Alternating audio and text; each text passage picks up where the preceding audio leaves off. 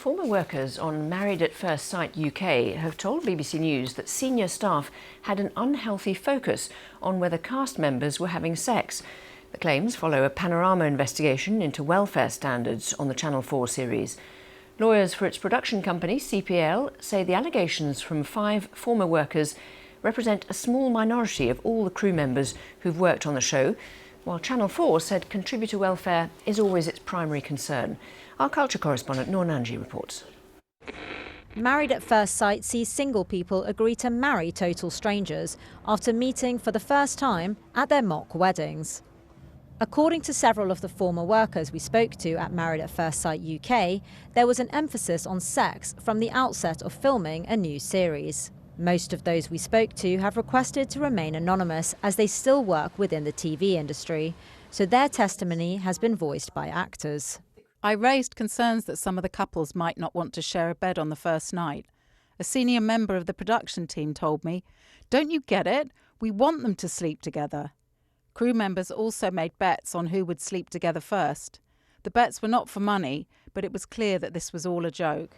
We also heard that producers manufactured confrontations between cast members and enjoyed seeing it unfold. It was all about what's going to make great TV.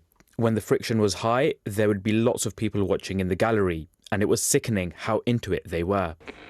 Last week, a Panorama investigation into MAFS UK heard from 2 former cast members who say they were raped by their on-screen partners, and a third who alleged a non-consensual sex act.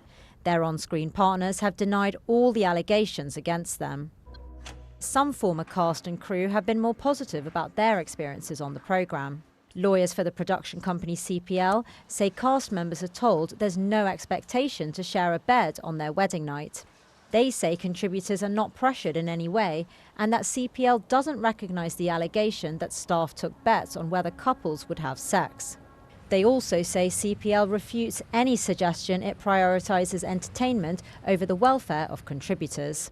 Channel 4 has commissioned an external review of contributor welfare on MAFS UK. For now, its hit show remains under pressure. All episodes have been removed from Channel 4's streaming service. A major sponsor has pulled out, and the fate of the latest series, which has already been filmed but not broadcast, is uncertain. Noor Nanji, BBC News.